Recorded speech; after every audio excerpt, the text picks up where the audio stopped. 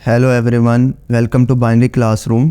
आज की इस वीडियो से हम लोग स्टार्ट करने जा रहे हैं क्लास 10th का कंप्यूटर साइंस का कोर्स। इस कोर्स में आप लोगों को मैं कंप्यूटर साइंस की जो न्यू बुक है उसको फुल एंड फाइनल तरीके से पढ़ाऊंगा और इसके साथ साथ इसमें जो भी प्रैक्टिकली कोई सवाल आएगा उसको मैं आपको प्रैक्टिकली भी सॉल्व करके दिखाऊंगा। तो स्टार्ट करते हैं हम अपना आज का लेक्चर।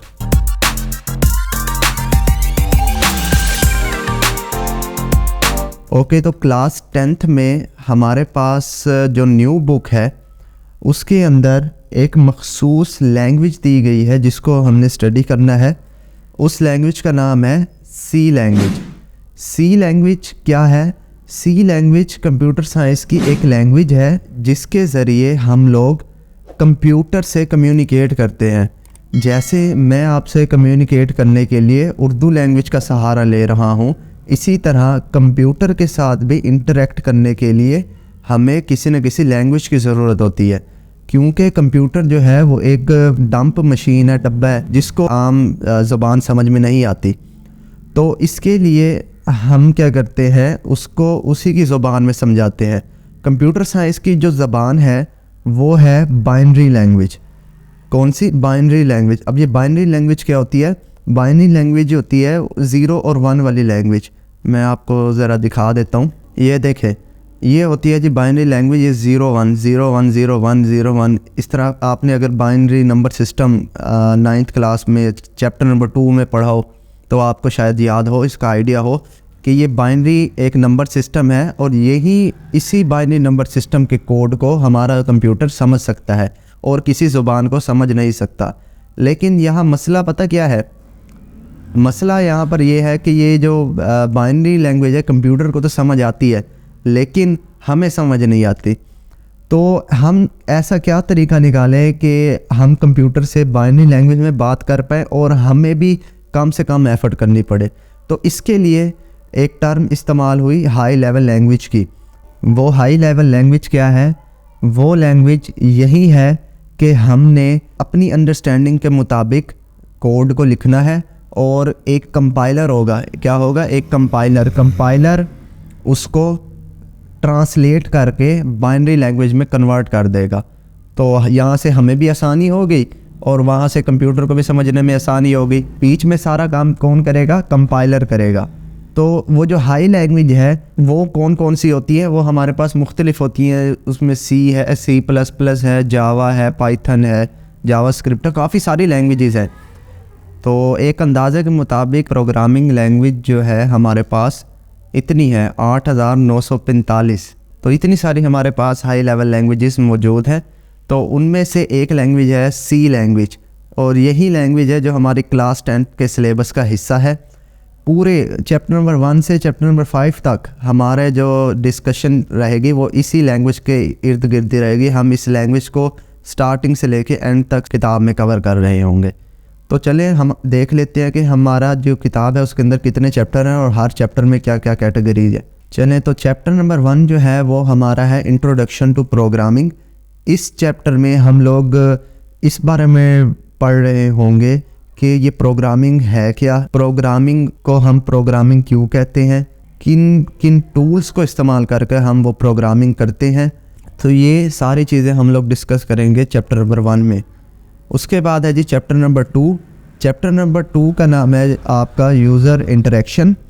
इस चैप्टर के अंदर क्या होगा कि आप लोगों को कंप्यूटर से इंटरेक्ट करवाया जाएगा। यूज़र यानी कि आप इंटरेक्ट करेंगे कंप्यूटर से, यानी कि आप कंप्यूटर को कुछ इनपुट देंगे इसी सी लैंग्वेज के प्रोग्राम की मदद से और कंप्यूटर को कैलकुलेट करके उस पर कंप्यूटेशन करके आपको कुछ ना कुछ रिज़ल्ट देगा। तो ये कहलाता है यूज़र इंटरेक्शन।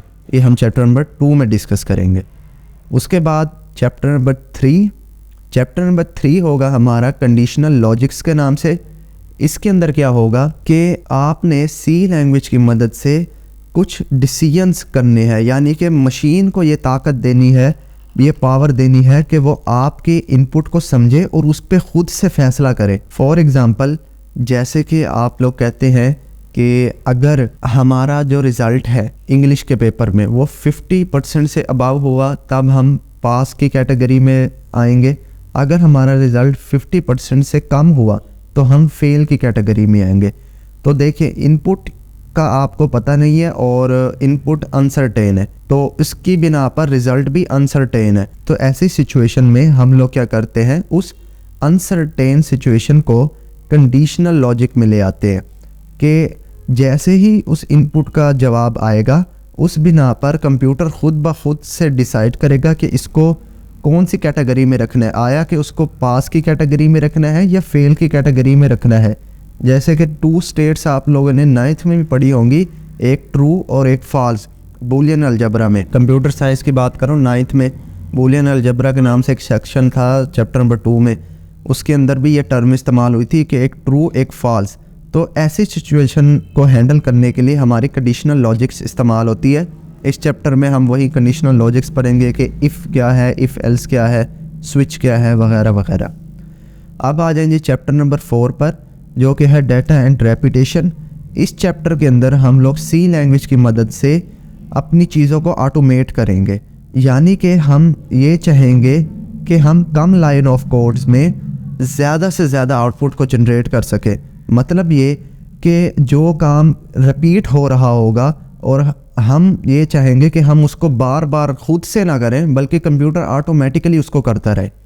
इसके अंदर हम देखेंगे कि लूप्स कौन कौन सी हैं और ये सारी चीज़ें देखेंगे।